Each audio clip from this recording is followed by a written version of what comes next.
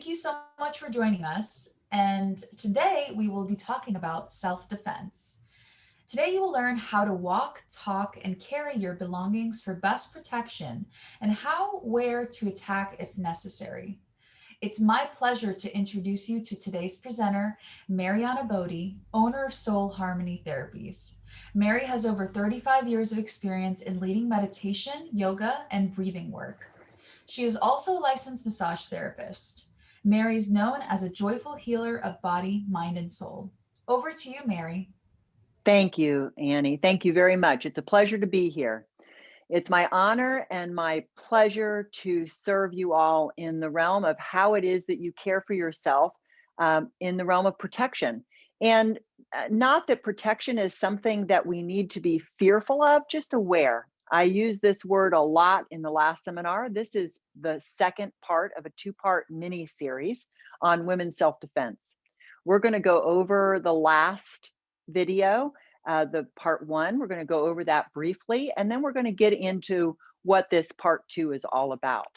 I'm going to be going over today weapons, how to carry yourself, how to walk, talk. We did a little bit of that last time, and we're going to go into it deeper today. And then also, if necessary, where and how to attack. This class is usually taught live, and where I actually teach women how to punch and where to punch, and how to use your body in the best possible way for self-protection. However, we can't do that here on a video, so I'm going to show you the best way I can and give you an idea. And I really encourage you to practice along with me. So as I do some of these moves, please do them at home so that you get used to knowing how to punch, how to move your hands, how to aim and angle, okay? We're gonna talk about all that today. So I'd like you to play along with me, make it fun. This isn't about aggression. This is about caring for yourself. This is about honoring your space and place, and that you can walk through the world with confidence and not be fearful about being out with friends, out downtown, and taking the best possible care for yourself that you can. So that's what we're going to do today. I'm going to start a PowerPoint here and go over this with you. I'm going to go up and down a little bit. I'm going to be close to you here in the screen, and I'll be back. I'm also going to, like I said, show you some props and some movement. So we're going to be doing all of that today. Thank you so much for being here. And if you haven't checked out the part one of this series, please do. Both these classes, both these part one and part two of this mini series stand alone. However, brought to you together, you'll get a much broader view about what the presentation is about, okay? The first one is excellent as well. So I recommend you try that out and take a look. I'm gonna screen share with you here.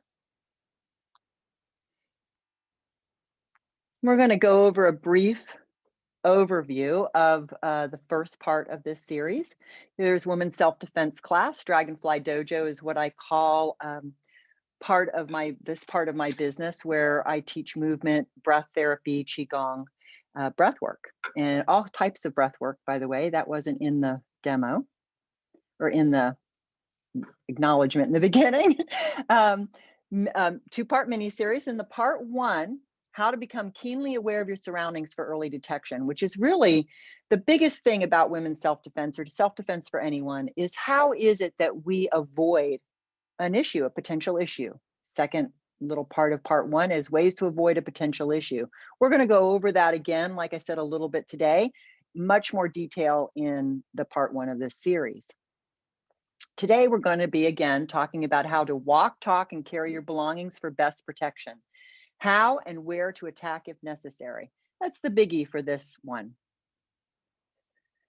In part one, we went over ways to scan the whole landscape, not only in the direction or path you are going. To have a keen eye for the rear. In the rear of you, you also want to pay attention to what's happening behind you, not just ignoring what's happening behind you. A lot of the time what happens is we're kind of focused on where we're going and not really looking at the whole landscape.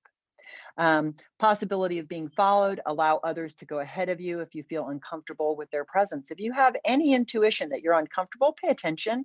A lot of the times we hear from people, all people, but women a lot, is that, oh, I was being nice. I didn't want to offend the person. However, if you have an intuition that says something sparking up that says to beware, pay attention, listen to that. That's what's important. And that's what you want to hear. What I talked about was looking towards a window when you pass by as a possible way to see behind you without turning around. So that's a very fun little technique that you can look in a window, any kind of plate glass window or window, and it'll give you a view of what's behind you. So that's a good way to look behind you without looking behind you. Use attention when passing trees, bushes, buildings, alleys, and parked cars. We went over that more in session 1. Please check it out. Listen for the broad sounds of voices or footsteps. So not just what's in your vision, again, not what's in your auditory space and your vision, but the whole broad landscape. What can you hear from several feet away, from 20 feet away? What is it that you can see way in front of you, all along the side of you, on the sides? How far on the side can you see, right? How far on the sides of your body can you see? Peripheral vision, excellent. Breathe with confidence. So like I said, I am a breath therapist and I do breath therapy, teach breath counseling and I'm a breath practitioner of all types of breath. And breathing with confidence, breathing into your belly. We did a lot of that in the last class as well. Breathing into your belly, into your chest, showing that you have a presence that's there and grounded. And that goes back to, how to walk, talk, and carry yourself and your belongings in a way that best gives you this energetic protection, as well as this air about you that don't mess with me. Okay. There was a YouTube video in part 1 that I highly recommend you check out. This is actually the names of several videos. We watched one, which is very impactful, but these are several, and I encourage you to check them out. Ways to avoid a potential issue: never allow yourself to be enclosed, locked, or blocked in a corner room or car park or building. So this we go into in more detail in part 1, but the bottom line is don't allow yourself to be blocked in any aspect, either with your car, your physical presence, your being. Don't allow yourself to be locked in, blocked in, or cornered. Always have your keys out and ready to use to unlock your house or car before you walk out of your house or car. We're going to go through that more today, and about how to carry your keys in a way that you can use them as a weapon.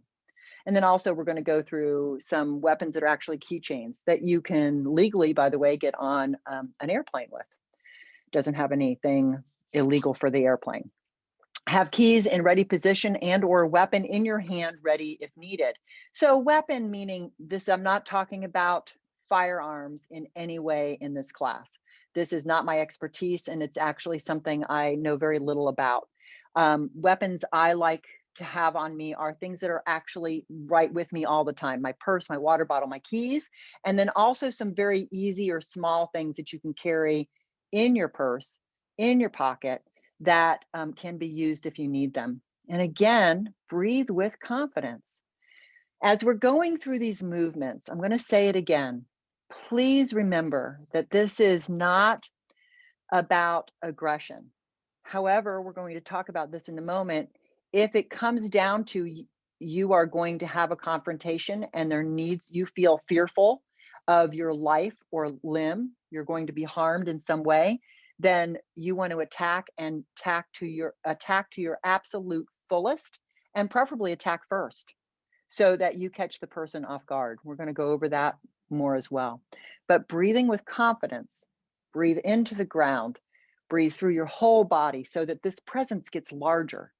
Okay, that who you are ends up being larger and bigger than your actual physical body. That comes from breath, presence, how you carry yourself. So this is emergency information. This talks about the 7 critical rules to self-defense. Be aware of your surroundings at all times, which we've talked about that. And in session 1, part 1, we talk about it in much greater detail. Walk confidently and avoid eye contact. So yes, avoid eye contact. In order to, eye contact can be seen as a confrontation. So it says here, never make eye contact with anyone. Well, of course, there's another thing is that most of us want to have eye contact, want to have a connection with someone. So you may make eye contact with someone. Generally, if you're being cautious, don't look the other way. You don't have to be rude about it, but you're looking somewhere else. Don't make eye contact. However, and I said this in the last video, if it comes to a face-to-face confrontation, make eye contact and make it strongly.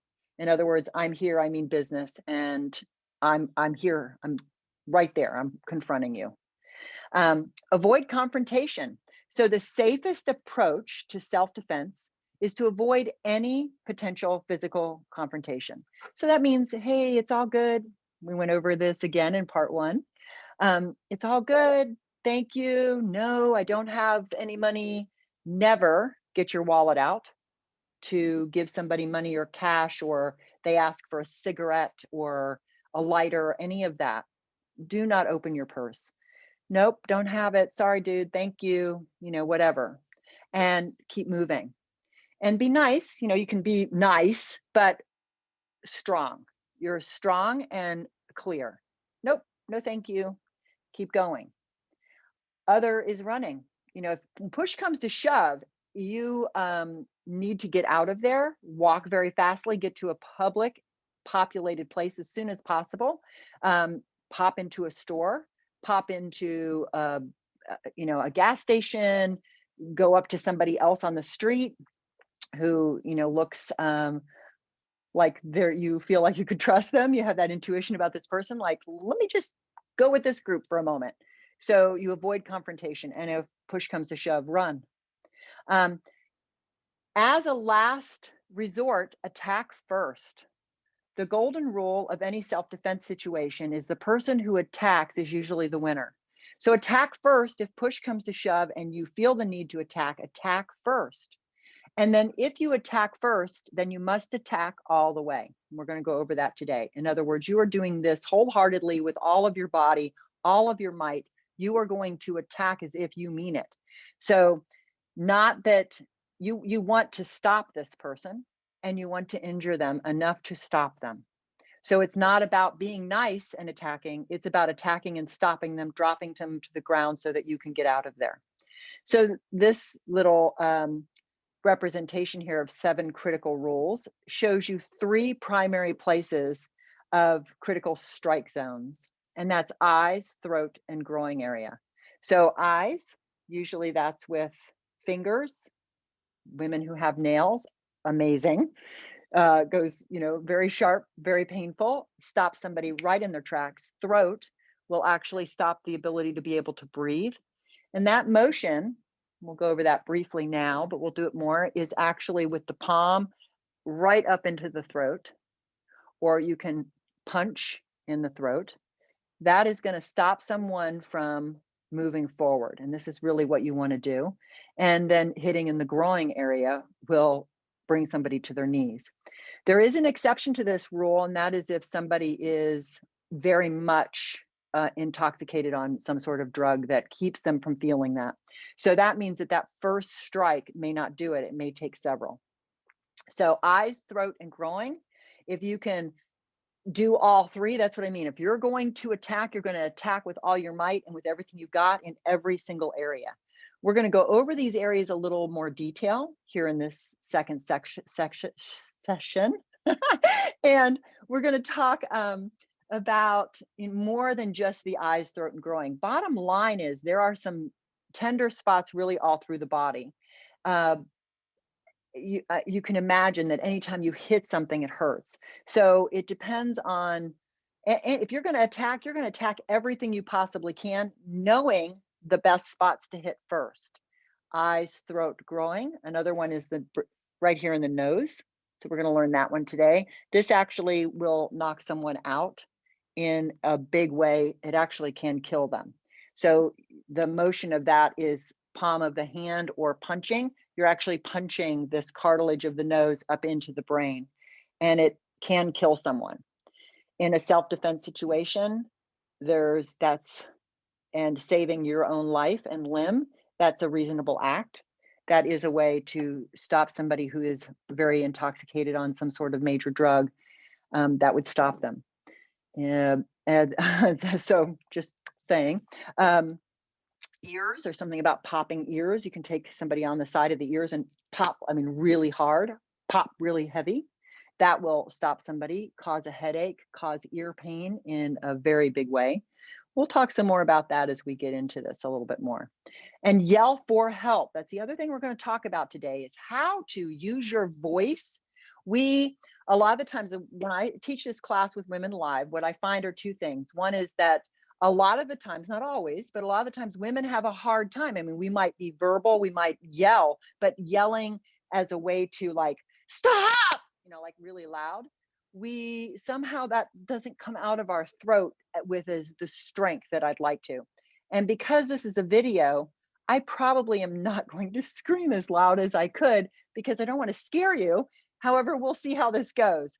I recommend that you get into a place where you can scream, that you yell, stop, really loud, very loud, as big as you possibly can. Not just like you're talking to someone here who this perpetrator may be in front of you and be very close, but you're going to yell in a way that goes 20 feet, 25 feet away from you. So when we do this live, I actually take people outside. I have a fence in the backyard, and I show people and recommend that they scream to the fence. I want you to scream all the way to the fence. So you can do that on your own. You're going to do that on your own when you have a chance or a possibility, an opportunity, your own backyard, maybe with friends.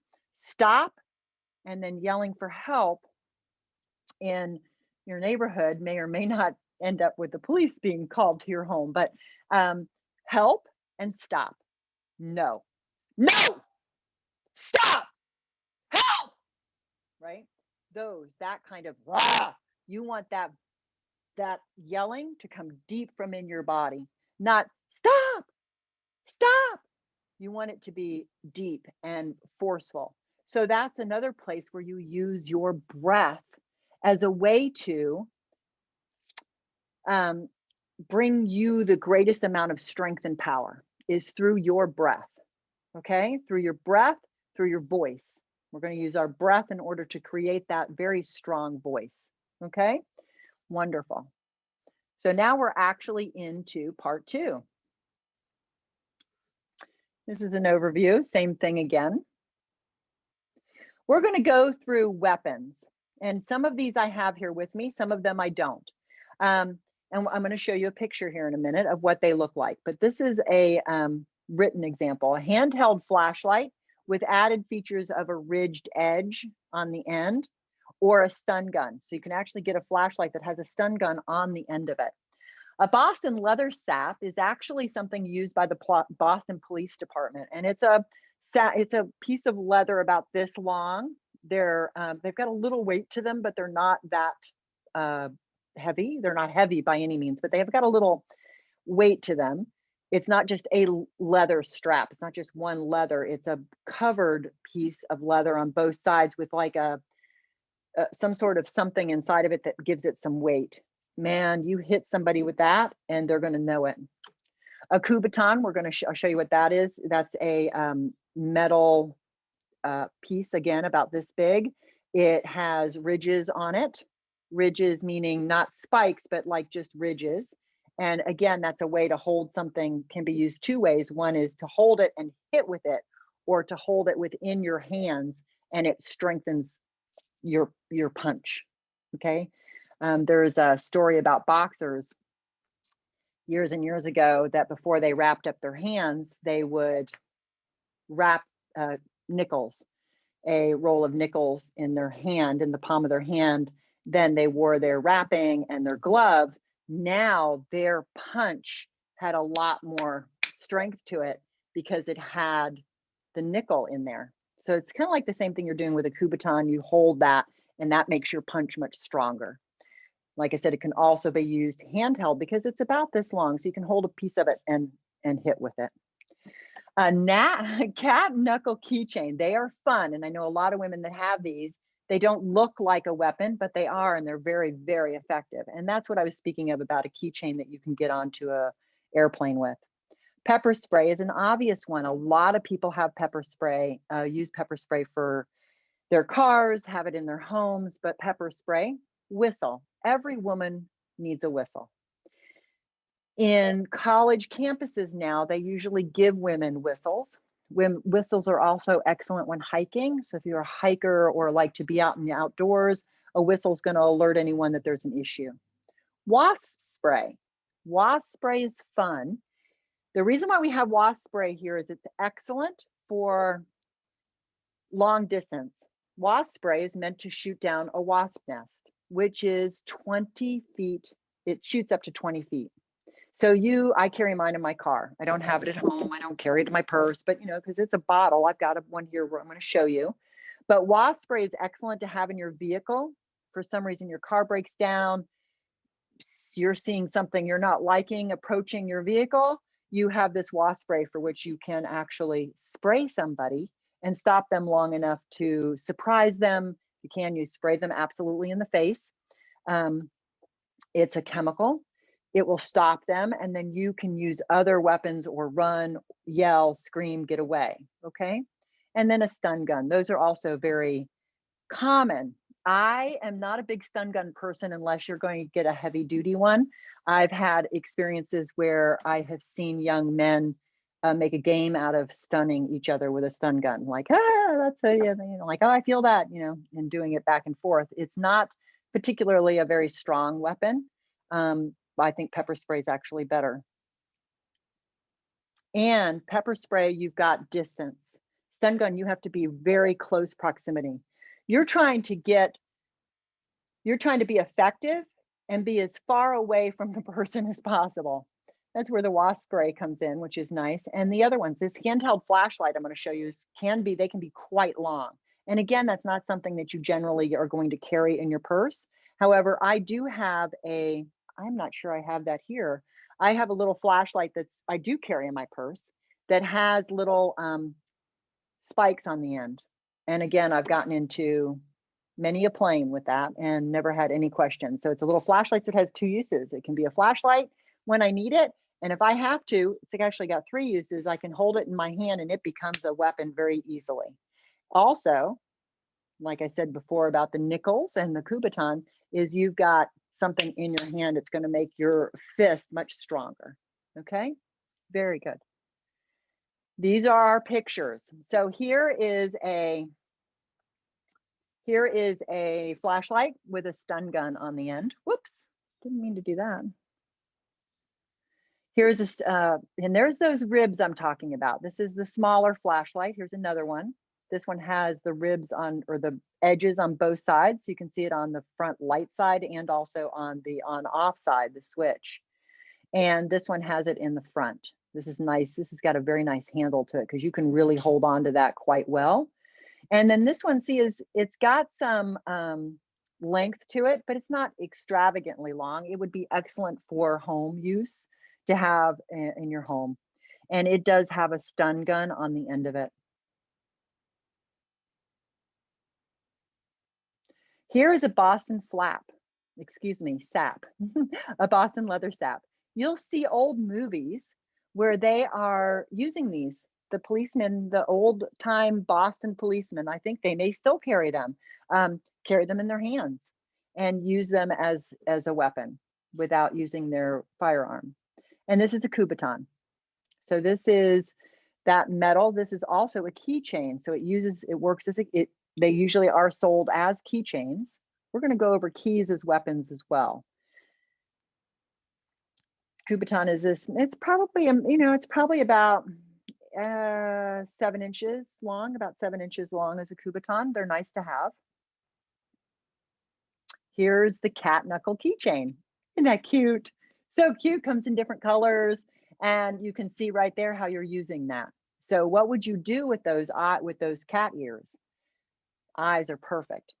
Jabbing anywhere in the body, abdomen, arm, chest, throat. You're going to do some damage with these. However, you have to be in pretty close proximity. That Boston sap, you've got the whole length of your arm and the length of the Boston sap that you can get somebody with. Same thing when we go back here to this large flashlight. This flashlight, you're going to need to be very close. It's right there. It's no bigger really than the palm of your hand, either one of these. This one's got, a good, 8-9 inches, because this rounded part is meant to go around your wrist. Just the other thing is, you want a weapon that can't be taken from you. So if it's around your wrist, it's not going to likely come off of your hand if you're holding it. So it's around your wrist and you're holding it up in here, right here. This is around your wrist, and this you're holding with your hand. This is all length, which is very nice. This is going to be part length, part possible weapon, and then again, part something that could be held in your hands. One thing about this is that if it has keys attached to it, you don't want to hit yourself with the keys.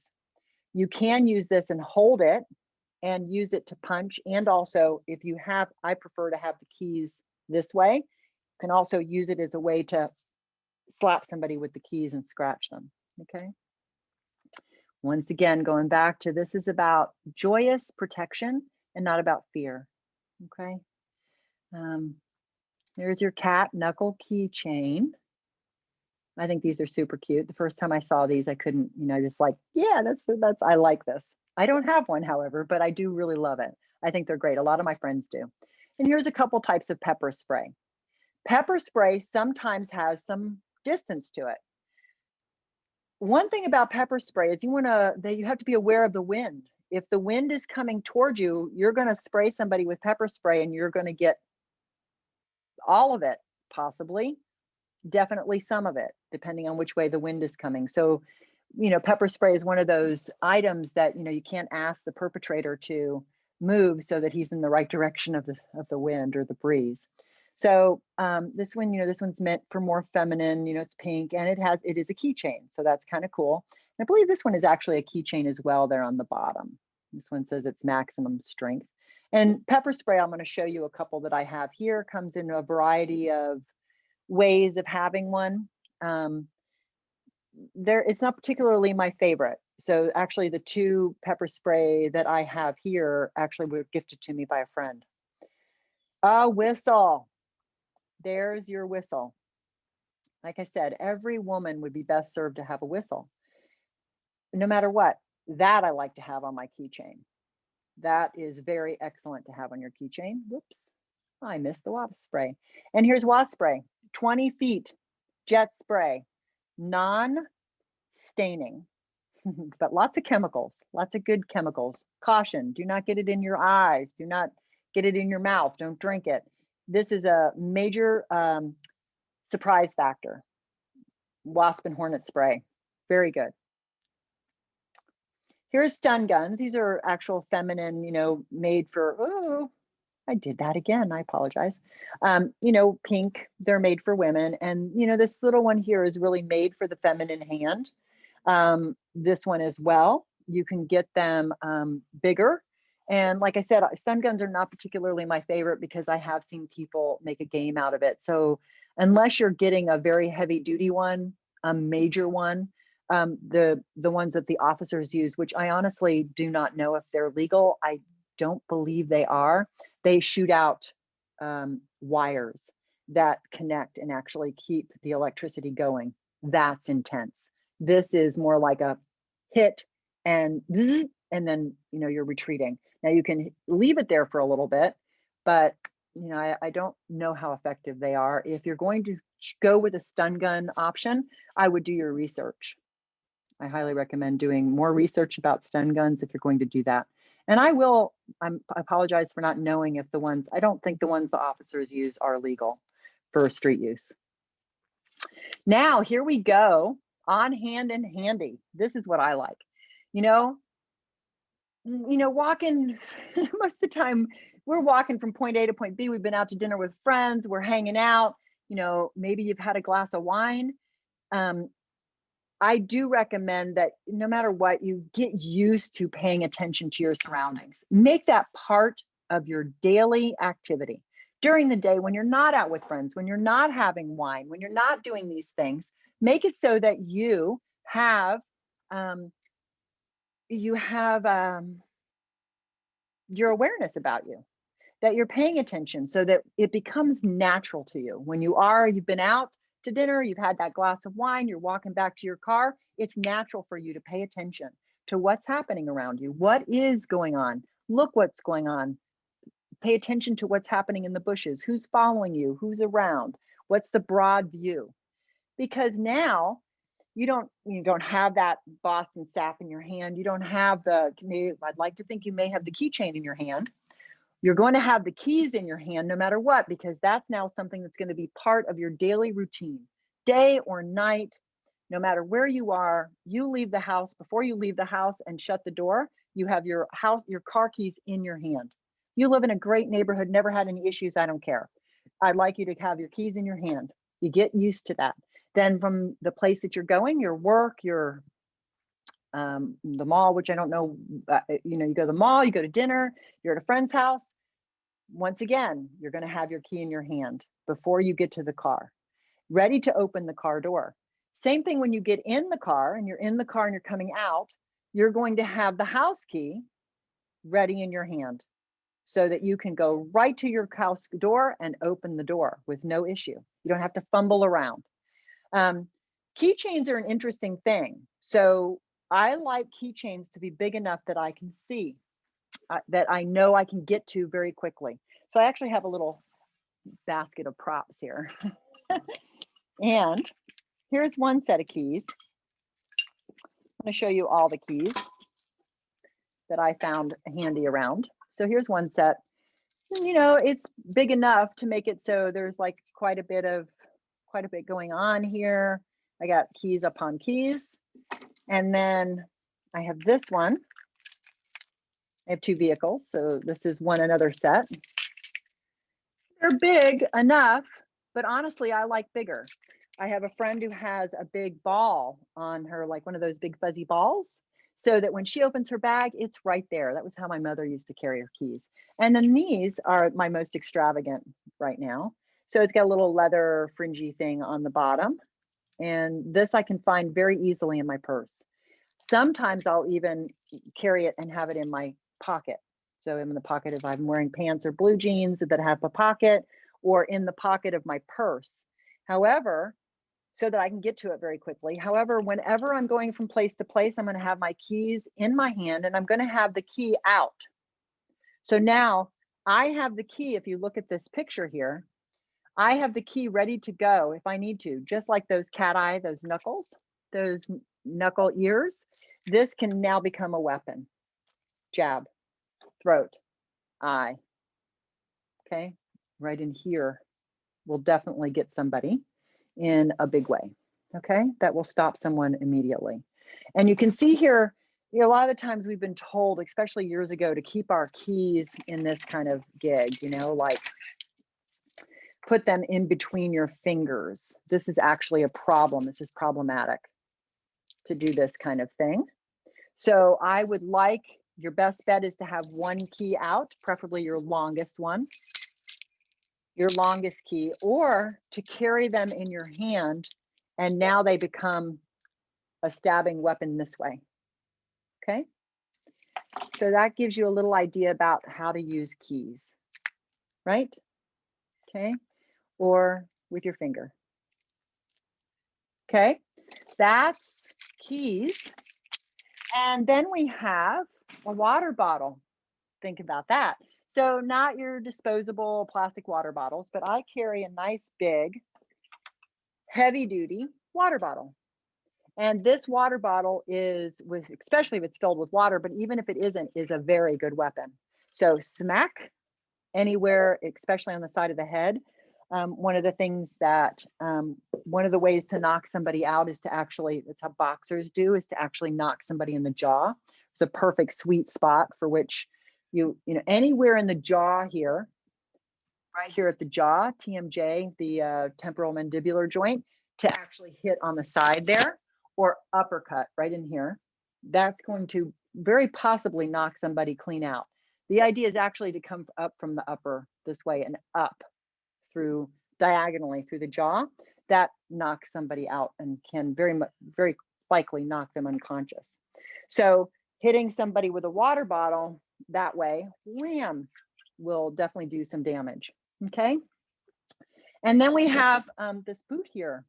And I chose this boot for a picture because for two reasons. One is it's got a little heel on it because a regular high heel can do quite a bit of damage. You can imagine stepping a high heel on bare feet or shoes. It depends on what the person is wearing. If they're wearing substantial shoes, a high heel isn't going to hurt as much as the whole shin and stomping down on the foot very hard. But you can use your shoes or your boots as weapons. And then lastly, this big purse over here. And I did bring my purse. This is my purse, and some women's purses are much bigger and much more heavy than mine. So this is my purse. You can imagine the detail or the damage that this could do. I hold my purse like this. It's not on my shoulder. If it's on my shoulder, it can very easily be taken off, slide right off. However, if I have it like a Boston Sap, if I have it wrapped around my wrist, and then now it becomes a weapon. Okay, and quite a bit of length. You have quite a bit of distance between you and somebody who's coming at you. Whack, right? That gets their attention. And with something like this, I would definitely hit on the side of the head. So you want to cause pain, okay?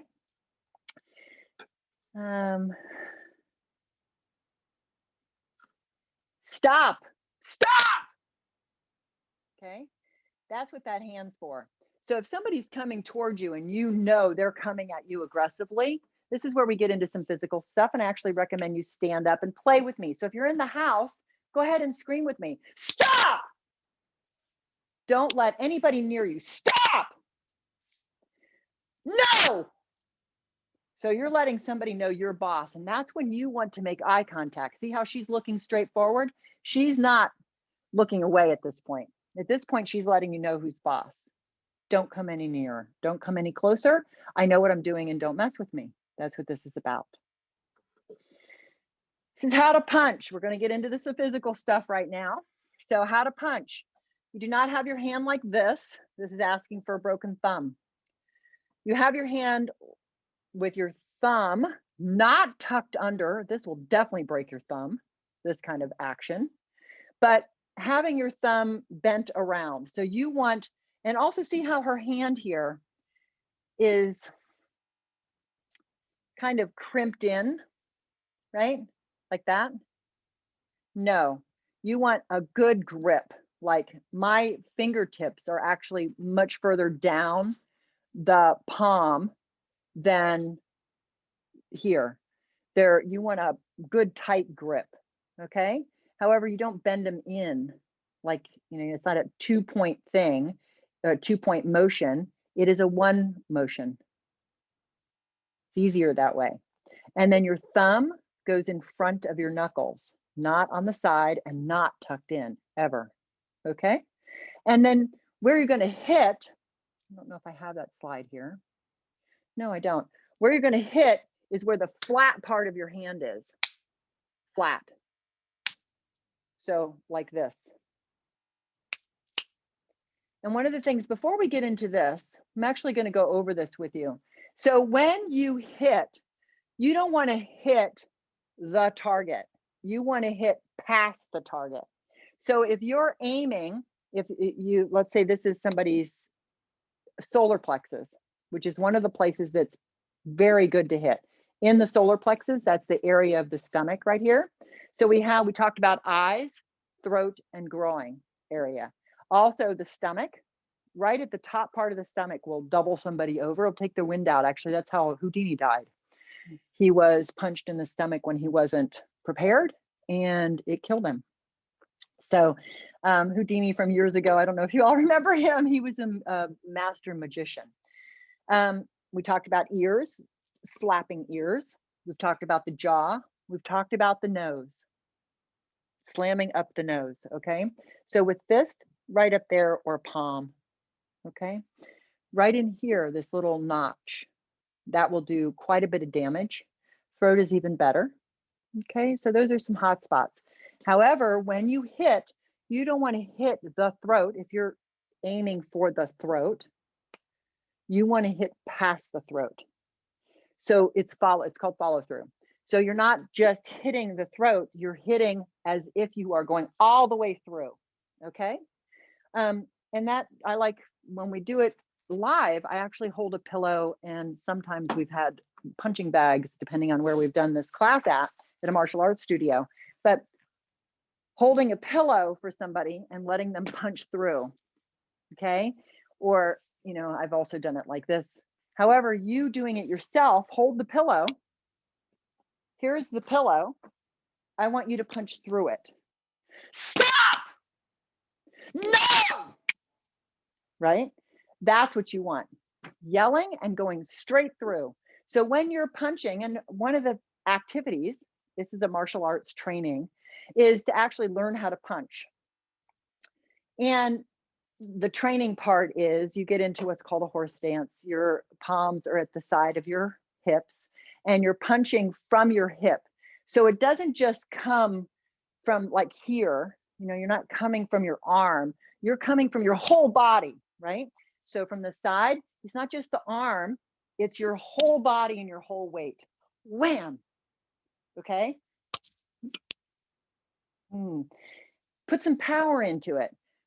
Play with it, make it fun, make it an aerobic workout. We now have box fit and all that kind of stuff. There's a lot of martial arts studios actually around now, more than there was maybe 20 years ago. We have all different styles of martial arts. It's excellent. Tai Chi is actually part of the martial arts community, and those movements, those gentle, beautiful movements, when you start to find out more about what they're about, they're actually about combat and using the energy of your body in combat. But Tai Chi is brought about in this beautiful dance-like way. It's gorgeous.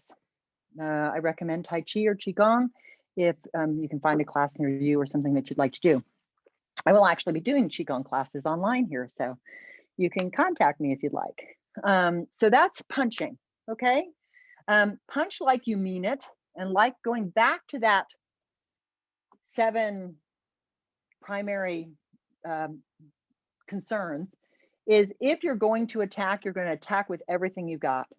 And I cannot be stronger about that in my reference to it.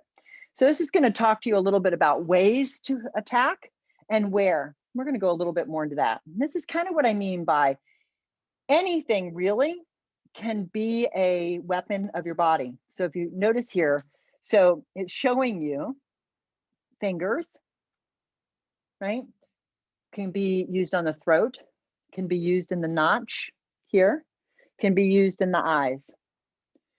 That's fingers this way or this way, right? And then we have, this is kind of like a ridge head or a spike hand. So it's like right into the throat, or here's the palm. This is a classic kind of movement right into the bridge of the nose. However, the trajectory with that is up. So you're pushing the nose up and into the forehead. You're not hitting the nose. That's going to break his nose, which is going to be semi-effective, but not as effective as jamming the bridge of the nose up into the brain. Like I said, it's actually more than likely that person will not survive. That's the other thing is if you are being attacked, attack as if your life depends on it, because it does. Okay. And here's the closed fist, which we talked about. This is actually saying your head. So that's a headbutt. I don't recommend doing that. That hurts. And most women are not going to like butt their heads up against somebody. You see that in the movies, and Marines and special forces are taught to, police are taught to handle themselves in that way if they need to. And if you have to, do it. But, I would like that not to be your first. Use your appendages as first. Elbow, whack, side of the head, either elbow, okay? Side of the head, in the groin area. So somebody's coming up from behind, coming up, gonna grab you. If you step aside, now that exposes their abdomen. Wham, right into that solar plexus area. Okay, that's going to double them over. Now you can take your elbow and smack them up in the head. 1, 2. Okay, those are ways every situation is going to be different, and we could go over situations. That's definitely a martial arts training. What situations, how to handle different ones. Bottom line is, with this class, you have weapons available to you. Either you're carrying them, your purse, your water bottle, your shoes, your keys, things that you have around all the time. You can purchase some things and have them as well. Cat keychain, Boston Sap, a little flashlight with a little end on it, pepper spray. And you have your body parts that are with you always. Your fist, first and foremost. Wham. Okay. And the rest of these beautiful body parts, your elbow, your knee. Somebody's coming towards you. Somebody's coming towards you. They've got you, like, let's say they've got you by the chest, knee them right in the groin. They're going to come down. Knee them in the groin. Then you can take your foot and kick them in the groin. Or you can knee them in the groin, take your foot and slide down on the side. See that foot on the bottom? And slide down their shin and smash their foot. Now they've got a broken foot, their groin is hurting, they're probably seeing stars, and now you have the opportunity to leave.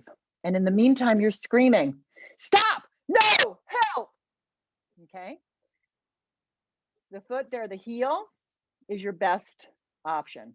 If you have to, you can do it with the instep. That's gonna hurt you more. Your heel is stronger, tougher, and you're much more, you have a much more strong force with your heel. So another thing we're talking about, somebody coming from behind. You have somebody coming from behind, something's happening, and I talked about elbowing. You can also kick up into the groin, and come down the shin and stomp on their foot with your heel, okay? Coming down the shin hurts like heck. Have you ever hurt your shin? So actually taking your shoe and coming down the shin, scraping the shin, and then slamming down on the foot really hard, okay? And peace, love, and light. Joyous opportunity for women to be self-expressed and confident, not fearful. That's what this is about. Here is this is a little bit more, okay? We talked about eyes, throat, and groin area. This added nose, which we talked about. Solar plexus, which is a little high here. This is represented a little high. This is really pointing more toward the chest. Solar plexus is right underneath the rib cage, that little indentation where the rib cage comes up in the middle, that's your solar plexus. Knee, we talked about that a little bit, but you bend somebody's knee or kick somebody's knee backwards, they're going down. If anybody's experienced knee pain or had knee surgery or had arthritis in the knee, anytime you hit your knee, it hurts. So when you're hitting or going for someone's knee, you actually want to make it go backwards. Knees are meant to bend in one way. They're not meant to go the other way. So you want to bend it backwards and break it.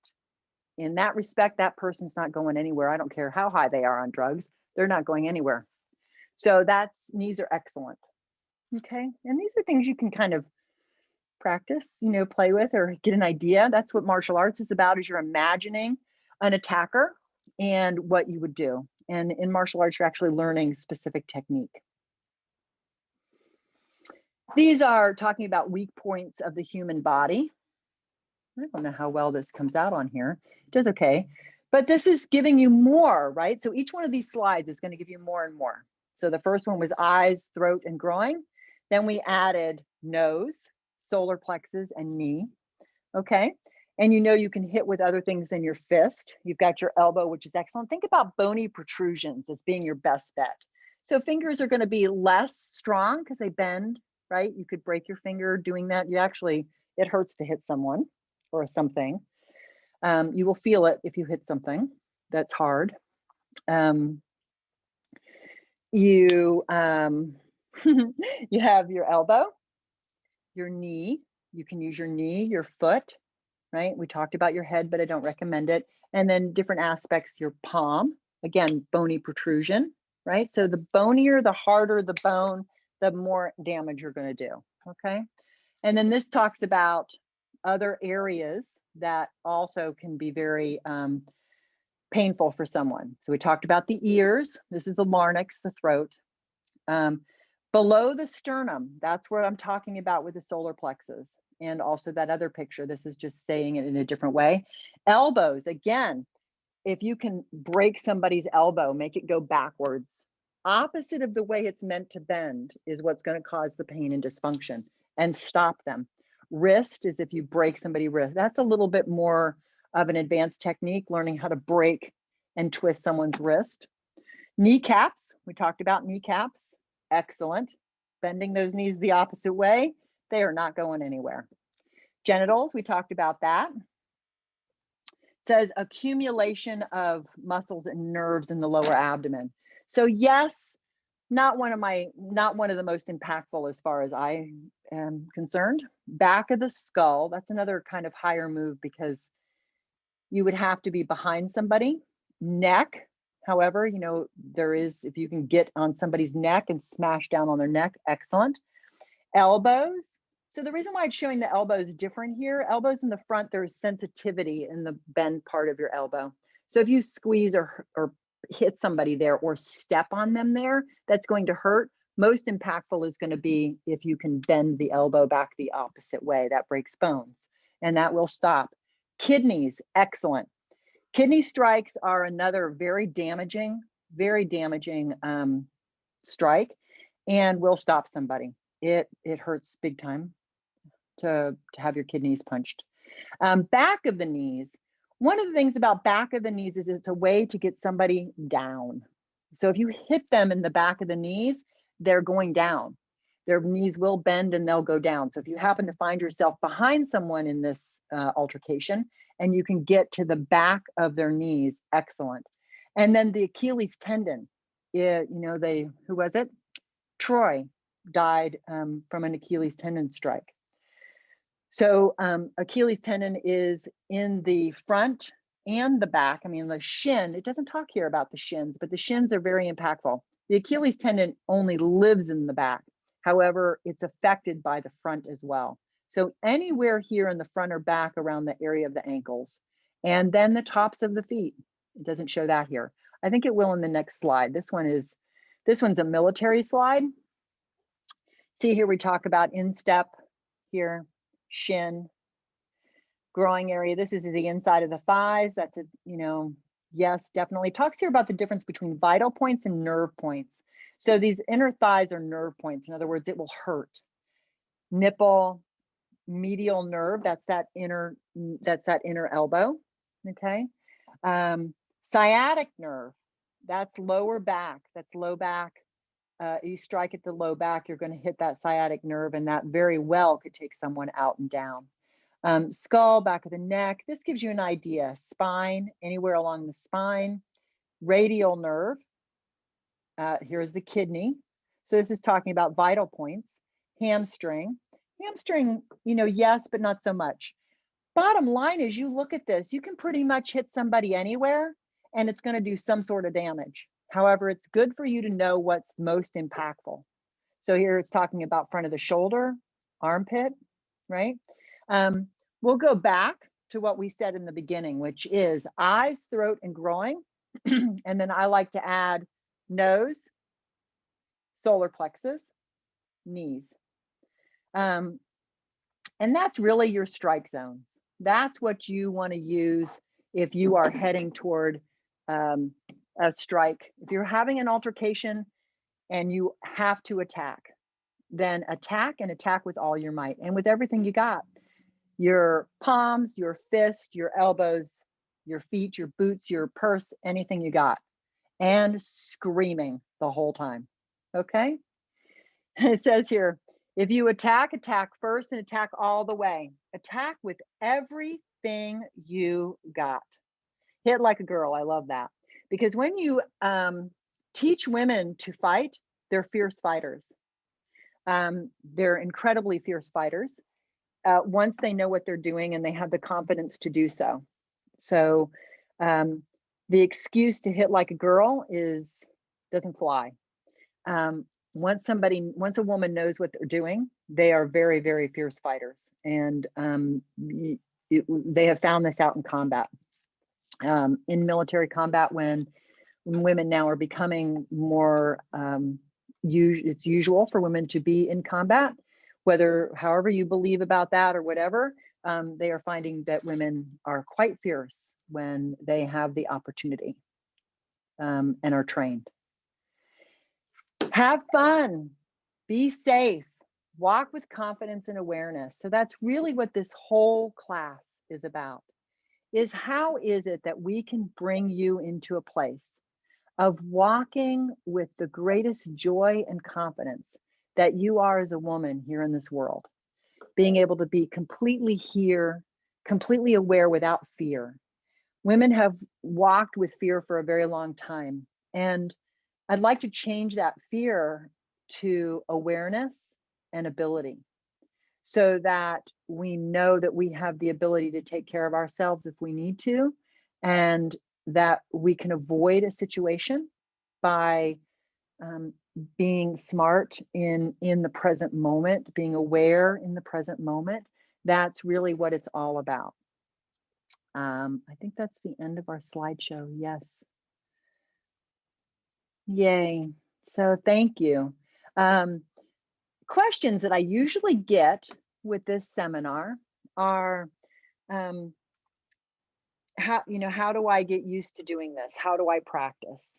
And that is something that is up to you in how it is that you want to do that. I think Qigong is Qigong really works with your energy field internally and externally. It works with how it is your energy is managed in you. I have a dark and a light side here, excuse me. I'm gonna back off a little bit. Yeah, so we have a dark and I have a dark and a light side. We have this internal energy and this external energy. And our presence, like I talked about how to walk, talk, and carry your belongings for best protection. I didn't go over that actually. Let me do that. I did in the last video a little bit, but when you talk to someone, like I said, don't make eye contact in the beginning. If confronted, make eye contact and make strong eye contact. Avoid a confrontation at all costs. Walking, you want to walk. I did bring this up in session 1. You want to walk like you're going from point A to point B, like you know where you're going, not strolling down the street. But point A to point B, you're going home, you're going out, you're doing what you're doing. You're much less likely to be attractive to somebody who's looking to steal your purse or harm you in some way. And we could do, you want to be prepared. So a purse, this is actually not the best. I meant to bring the other one with me. This is a shoulder bag. We talked a little bit about this. As a shoulder bag is much easy for somebody to take this off my shoulder and take it from me, right? It'll slide off very easily. If somebody were to walk by and I'm not paying attention and they grab my bag, it's gone, right? However, if I keep it in my hand, now it's also a weapon. The other is to have a bag that's long enough. I don't know if I can do that with this. I can't actually, but it actually goes over your body. That's a great way when you're traveling to wear something that's goes across your chest so someone can't take it. In a crowded area with a bag like that, a messenger bag or a bag that you can keep over your shoulder, you actually want to keep it more to the front of you. Because if you have it in the back, someone could take it and pull you back with it and then slip it off of you. So you want to avoid that if you can. Yeah, so, and walking, talking, carrying your belongings. That's, I think, it. So Qigong, martial arts, Tai Chi. Tai Chi, like I said, is this beautiful art form, this beautiful martial arts form that has all this giving that it gives to you through relaxation and understanding of your body and breath. And it's actually a martial arts form for combat. There are martial arts studios here that I highly recommend. And then box fit, excellent. That gets you used to hitting something, gets you used to how to hit, doing it on your own, like we just talked about, playing on your own, punching, doing some drills, finding out what you can do with your limbs. Can I kick? Can I kick forward? Can I kick sideways? Can I kick backwards? How is it that I can move my body in a way that feels good, is exercise, and also gives me the techniques I might need in case there was some sort of an issue or an altercation. I am very honored to be here and give this class to you. It is one of my favorite classes to teach and lead. It's a lot of fun, and I hope that you've enjoyed it and that you've learned from what it is we've experienced today. If you have any questions, you're more than welcome to leave them in the comments of this video, and I hope they find their way to me, and I will definitely answer any questions that you have about anything. And I do give classes, so if you need or would like to have a private class, I am open to that. Thank you so much. I enjoyed our time together. Have a beautiful, wonderful, peaceful, and joyous day. Thank you.